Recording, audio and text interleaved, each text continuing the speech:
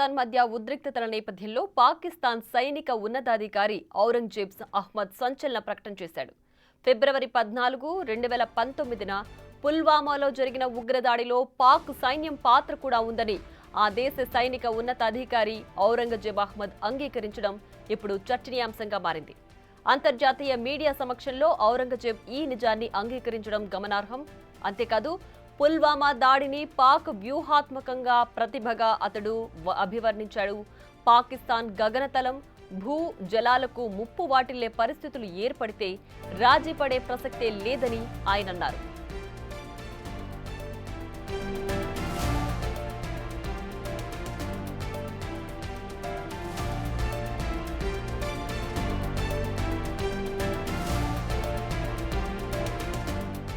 అయితే ఇప్పుడు పాక్ అధికారి చేసిన ప్రకటన పుల్వామా దాడిలోనే కాకుండా ఇటీవలి పెహల్గాంలో జరిగిన ఉగ్రదాడిలో కూడా పాకిస్తాన్ పాత్ర ఉందన్న భారత్ వాదనలు నిజమయ్యాయి.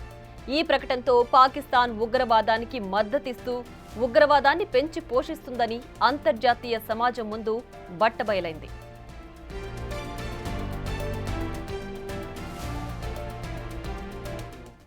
If Pakistan's airspace, Pakistan's land, Pakistan's ADIZ and territorial waters, there's no compromise. There's no compromise. Pakistan's people, when they are threatened, their loss of life, loss of material, it cannot go unnoticed, cannot go like that. We owe it to our nation. And the pride and the trust the Pakistani nation has on our armed forces, we have always upheld it at all cost. At all cost. We did try to tell them with our tactical brilliance in Pulwama. Now we showed them our operational prowess and strategic guile and guide, and I think they should take heed. This is the best we can. ఫిబ్రవరి 14, 2019న పుల్వామాలో జరిగిన ఉగ్రవాదుల ఆత్మాహుతి దాడిలో 40 మంది CRPF జవాన్లు అమరులయ్యారు. అయితే ఈ దాడికి జైషే మహ్మద్ బాధ్యత వహించింది. కానీ భారత్ మాత్రం పాకిస్తాన్పై అనుమానం వ్యక్తం చేసింది. కానీ ఈ ఉగ్రదాడి జరిగినప్పటి నుంచి పాక్ ఇందులో తమ ప్రమేయం లేదని గట్టిగా వాదిస్తూ వచ్చింది. అయినప్పటికీ ఈ ఉగ్రదాడిలో పాక్ హస్తం ఉన్నట్లు భారత్ అనేక ఆధారాలను కూడా బయటపెట్టింది. కానీ నాటి పాక్ ప్రధాని మాత్రం వాటిని పట్టించుకోలేదు. ఈ ఉగ్రదాడిలో తన సైన్యం పాత్ర లేదని బుకాయిస్తూ వచ్చారు. అయితే 6 ఏళ్ల తర్వాత పాక్కు చెందిన సైనిక అధికారే పుల్వామా దాడిలో తమ పాత్ర ఉందని ఒప్పుకోవడంతో పాక్ వ్యవహారం బయటపడింది.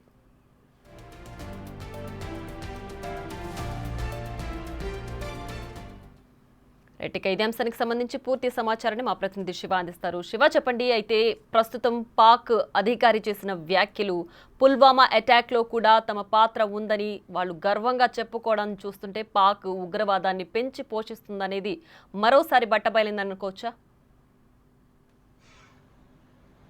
రైట్, డెఫినెట్ గా ప్రియా, ఏదైతే పెహల్గాం లో ఉగ్రవాద కాల్పులు జరిగిన తర్వాత భారత్ తీసుకున్న కఠిన నిర్ణయాలు కానీ, భారత్ ఉగ్రవాద స్థావరాల టార్గెట్ గా చేసిన దాడులు కానీ, దాని తర్వాత పరిణామాలు, ఆపరేషన్ సింధూర్ పేరుతో ఉగ్రవాద స్థావరాల టార్గెట్ గా దాడులు నిర్వహించి దాని తర్వాత ప్రతీకార దాడిలో భాగంగా పాకిస్తాన్ డ్రోన్ల ద్వారా ఇటు భారత సరిహద్దు ప్రాంతాల రాష్ట్రాలైన అటు జమ్మూ కాశ్మీర్ కానీ, పంజాబ్, రాజస్థాన్, గుజరాత్, ఇటు పక్క రాష్ట్రాలైన అమృత్సర్ లో కూడా దాడులు చేసింది, హర్యానాలో కూడా దాడులు చేసింది. అయితే ఈ వివాదం అంతా కూడా గత 3 రోజుల పాటు ఈ దాడులు ప్రతి దాడులు జరిగాయి. దీని ద్వారా పాకిస్తాన్ ఎక్కువ నష్టపోయింది. తర్వాత మధ్యవర్తిత్వం వహించిన అమెరికా వహించి ఇద్దరి మధ్య సయోధ్య కుదిర్చి కాల్పుల విరమణ ఒప్పందానికి ఇద్దరు అంగీకరించలేక సంప్రదింపులు జరిపారు. తర్వాత దానికి ఇద్దరు కూడా అంగీకరించిన తర్వాత మళ్ళా నిన్న 5 గంటల తర్వాత అందరూ కూడా ప్రశాంత వాతావరణంలో ఉన్నారు. ఆ తర్వాత 3 గంటలకి మళ్ళా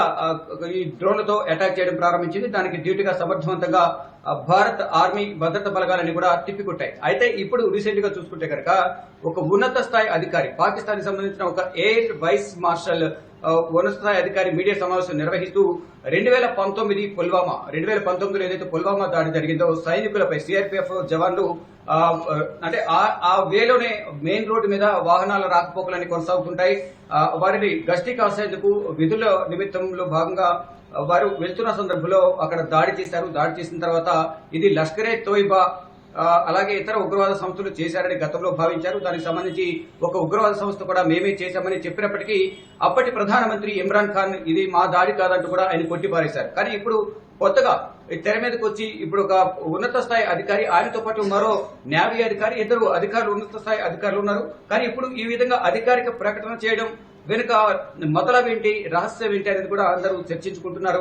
ఎప్పుడో 2019లో జరిగింది. అప్పుడు భారత్ కూడా అన్ని ఆధారాలను తీసుకొచ్చి ఇది పాకిస్తాన్ హస్తం ఉంది, ఉగ్రవాద సంస్థలతో చేయి కలిపి భారత ఆర్మీ పైన, సిఆర్పీఎఫ్ బలగాల పైన దాడి చేయాలనే రెక్కి నిర్వహించి వాళ్ళంతా కూడా దాడి చేశారు. దానికి సంబంధించిన కీలక ఆధారాలు మా దగ్గర ఉన్నాయని చెప్పినప్పటికీ కూడా అప్పటి ప్రధానమంత్రి ఇమ్రాన్ ఖాన్ మాత్రం ఈ ఆధారాలన్నీ కూడా తప్పు, ఇవి క్రియేట్ చేశారు, ఎటువంటి దాడి మా పాకిస్తాన్ నుంచి జరగలేదని ఆయన కొట్టిపారేసిన పరిస్థితి కనిపిస్తుంది. అంటే 2019 నుంచి మళ్ళీ ఇప్పటి వరకు అంటే 6 సంవత్సరాల తర్వాత మళ్ళీ తెర మీదకి వచ్చి ఒక ఉన్నత స్థాయి ఎయిర్ మార్షల్, వైస్ మార్షల్ ఇప్పుడు మీడియా ముఖంగా అంటే ఒక విలేకరుల సమావేశంలో ఏదో ట్విట్టర్ లోనో ఆఫ్ ద రికార్డ్ చెప్తే అది వేరే విధంగా ఉంటుంది. కానీ అధికారికంగా ఆన్ ద రికార్డ్ ఒక మీడియా ముఖంగా ఈ వ్యాఖ్యలు చేయడం వెనుక ఆంతర్యం ఏంటి అనేది కూడా ప్రధానంగా తెలియాల్సి ఉంది.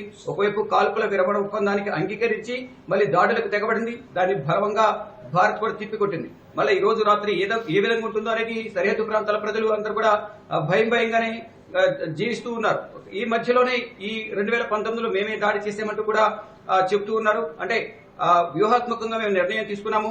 ఏదైతే పాకిస్తాన్ ప్రజలకు మా మీద ఉన్న నమ్మకం, మా దేశాన్ని పట్ల ఉన్న నమ్మకంతో మేము ఇక్కడ నిధులు, నీళ్లు ఏవైతే ఉన్నాయో దానికి సంబంధించి ప్రధానంగా ఈ దాడి నిర్వహించాము. అంటే భూమి, జలాలు లేదా ప్రజలకు ముప్పు పొంచి ఉంటే ఎటువంటి నిర్ణయం తీసుకోవడానికైనా పాకిస్తాన్ సిద్ధంగా ఉంది. దానిలో భాగంగానే భారత్ కు తెలియజేసే దానిలో భాగంగా ఈ విధంగా వ్యవహరించారు. అంటే మన దేశానికి మనం రుణపడి ఉంటామనేది వారు గుర్తుంచుకోవాలి. దానిలో భాగంగా ప్రజలకు, దేశానికి సేవ చేయాలనే ఉద్దేశంతోనే మేము ఈ దాడి చేశాము అనేది కూడా ఇండైరెక్ట్ గా కూడా ఈ ఉన్నత స్థాయి అధికారి అయితే మొత్తం అహ్మద్ అన్న మొత్తం ఏదైతే ఉందో air vice marshal Ahmed media ముఖంగా కూడా వ్యాఖ్యలు చేశారు. అంటే 2019లో పుల్వామా అటాక్ వెనుక వీరు పాకిస్తాన్ హస్తం ఉందనేది కూడా స్పష్టంగా అర్థమవుతుంది ఈ వ్యాఖ్యలు బట్టి. అంటే గతంలో 40 మంది సిఆర్పీఎఫ్ జవాన్లు మృతి చెందారు. అంటే వాహనాలన్నీ కూడా అటు నుంచి వెళ్తూ ఉంటాయి. కొంతమంది డ్యూటీ ముగించుకుని రిటర్న్ వస్తూ ఉంటారు. కొంతమంది వాళ్ళ డ్యూటీ కోసం మార్నింగ్ టైంలోనే 9:30, 10 మధ్యలో ఈ వాహనాలన్నీ కూడా అటు ఇటు మారుతూ ఉంటాయి. ఈ సందర్భంలోనే ఒక రెక్కీ నిర్వహించి మరి అక్కడ దాడి చేశారు. దాని తర్వాత ప్రతీకార దాడి అనేది భారత్ తీర్చుకుంది. అంటే 2000 సంవత్సరంలో బిల్ క్లింటన్ వచ్చిన సందర్భంలో కూడా అప్పుడు దాడి చేశారు. అప్పుడు కూడా పాకిస్తాన్ హస్తం ఉంది. తర్వాత 2019లో కూడా దాడి చేశారు. దాంట్లో కూడా ఉగ్రవాద సంస్థలతో పాకిస్తాన్ చేయి కలిపి ఈ దాడి చేయించింది అనేది కూడా కీలక ఆధారాలను కూడా గతంలో భారత ప్రభుత్వం సేకరించి చెప్పినప్పటికీ కూడా ఇమ్రాన్ ఖాన్ మా హస్తం లేదు, మా దేశానికి ఈ దాడికి మాకు సంబంధం లేదంటూ కూడా ఆయన కూడా కొట్టిపారేసే ప్రయత్నం చేశారు. కానీ ఇప్పుడు అది ఈ ఉన్నతాధికారి అహ్మద్ మాటలను బట్టి ఆ దాడి చేసింది పాకిస్తాన్ కనుసన్నలోని ఉగ్రవాద సంస్థలు నడుస్తున్నాయి అనేది కూడా సుస్పష్టంగా కూడా అర్థమవుతూ ఉంది. ఈ నేపథ్యంలోనే ఈ పెహల్గాం దాడి కూడా మొదట రెసిస్టెన్స్ ఫోర్స్ అనేది ఏదైతే ఉందో, ది రెసిస్టెన్స్ ఫోర్స్ అది లష్కర్-ఏ-తోయిబా అనుబంధ సంస్థగా ఉంటూ 2019లో అది కూడా 370 ఆర్టికల్ రద్దు తర్వాత 2019లోనే అది కూడా స్థాపించారు. అప్పటి నుంచి కూడా జమ్మూ కాశ్మీర్ ప్రజలను వారి అబద్ధ హస్తాల్లో ఉంచుకుని భయభ్రాంతులు గురి చేసి ఇష్టానుసారం వ్యవహరించారు. ఇప్పుడు పెహల్గాం దాడి వెనుక కూడా రెసిస్టెన్స్ పవర్ అనే ఫోర్స్ అనేది ఉంది అని మొదట ఒప్పుకున్నారు. దాన్ని మళ్ళా మేము లేమని కూడా కొట్టిపారేసే ప్రయత్నం చేశారు. ప్రియా, అయితే పాకిస్తాన్ భూభాగం కానీ, గగనతలం కానీ, అలాగే జలాలకి సంబంధించి కానీ ఏదైనా సమస్య వస్తే మాత్రం మేము వెనక్కి తగ్గేది లేదు, ఎంతటికైనా తెగిస్తామని చెప్తున్నారు. అసలు Pahalgam attack only on tourist పైన జరిగింది కదా, సో దీన్ని అసలు ఏ విధంగా వాళ్ళు సమర్థించుకుంటున్నారు అంతర్జాతీయ సంస్థల ముందు? అంటే డెఫినెట్ గా గతంలో ఏదైతే ఏ విధంగా 2019లో పుల్వామా దాడిని ఏ విధంగా అయితే సమర్థించుకుంటూ ఉన్నారో ఇప్పుడు కూడా సేమ్ మీరు చెప్పినట్టుగా సముద్రం, జలం, నీరు ఇదంతా కూడా గాలి, ఇదంతా కూడా గగనతలం ఇవన్నీ కూడా చెప్పుకుంటూ మాటలకు పరిమితం అవుతూ ఈ విధంగా దాడులు చేసి అది పబ్బం గడుపుతున్నారని ప్రధానంగా మనకు దీన్ని బట్టి అర్థమవుతుంది. అంటే ఒక మీడియా ముఖంగా ఈ విధంగా మాట్లాడడం అనేది ఎంతవరకు సమంజసం అనేది కూడా అందరూ భావిస్తున్నారు. అంటే భూమి, జలాలు దానికి సంబంధించి ఏదైనా ప్రజలకు ముప్పు వాటిలు ఉంటే కనుక ప్రతీకారంగా దాడి చేసేందుకు మేము సిద్ధము అనేది ఇండైరెక్ట్ గానే వారు చెప్తూ ఉన్నారు. అంటే జలాలు, సింధు నది జలాలకు సంబంధించి ఎప్పుడో 1960లో అప్పటి ప్రధానమంత్రి జవహర్లాల్ నెహ్రూ ఆధ్వర్యంలో ఒక ఒప్పందం కుదిరింది. ఇప్పుడు ఈ దాడి జరిగిన తర్వాత సింధు జలాల ఒప్పందాన్ని విరమించుకున్న పరిస్థితి కనిపిస్తోంది. ఇప్పుడు విరమించుకునే నేపథ్యంలోనే ఇవన్నీ కూడా ఒక్కొక్కటి కూడా బయటకు వస్తున్నాయి. అంటే గతంలో ఏదైతే నిర్ణయాలు తీసుకున్నారో, భారత్ కు వ్యతిరేక ప్రతీకార దాడులు చేశారో దాన్ని ఇప్పుడు ఒప్పుకున్న పరిస్థితి కనిపిస్తుంది. మరి దీన్ని భారత్ ఏ విధంగా రియాక్ట్ అవుతుందని కూడా భారత కేంద్ర ప్రభుత్వం చూడాల్సి ఉంది. అంటే ఒక ఉన్నత స్థాయి అధికారి, Right. మరో ఇద్దరు ఉన్నత స్థాయి అధికారుల సమక్షంలో, అంటే నేవీ ఆఫీసర్స్ సమక్షంలో ఈ విధంగా మాట్లాడడం ఎంతవరకు కరెక్ట్ అనేది కూడా అందరూ కూడా కొన్ని విమర్శలు అయితే చేస్తున్నారు. చూడాలి మరి ఏం జరగబోతుంది. ఇది అంటే ఇప్పుడు మాట్లాడటం వెనుక 2019 ఉగ్రదాడికి సంబంధించి ఏదైతే పుల్వామాకు సంబంధించిన దాడి ఏదైతే ఉందో దానికి సంబంధించి ఇప్పుడు మాట్లాడడానికి ఆంతర్యం ఏంటి, ఎందుకు ఇప్పుడు ప్రస్తావించాల్సి వచ్చింది అనే దానికి మాత్రం భారత్ కూడా దీనిపై సీరియస్ ఉండే అవకాశం అయితే కనిపిస్తోంది. ఇప్పటికే దీనికి సంబంధించి ప్రధానంగా చర్చ జరుగుతున్నట్టు తెలుస్తుంది. ఇటు విదేశాంగ శాఖ కానీ ఇటు భారత రక్షణ శాఖ, హోంశాఖ కూడా దీనికి సంబంధించి చర్చిస్తున్నట్టు తెలుస్తుంది. గతంలో అనేక ఆధారాలు చూపించినప్పటికీ అప్పటి ప్రధాని దీన్ని విస్మరించారు. ఇది ఆధారాలు తప్పుడు ఆధారాలు సృష్టించారు, మా పాత్ర లేదంటూ కూడా చెప్తున్నారు. కానీ ప్రతి దాడి వెనుక కూడా పాకిస్తాన్ హస్తం ఉందనేది కూడా అందరికీ స్పష్టంగా అర్థమవుతోంది.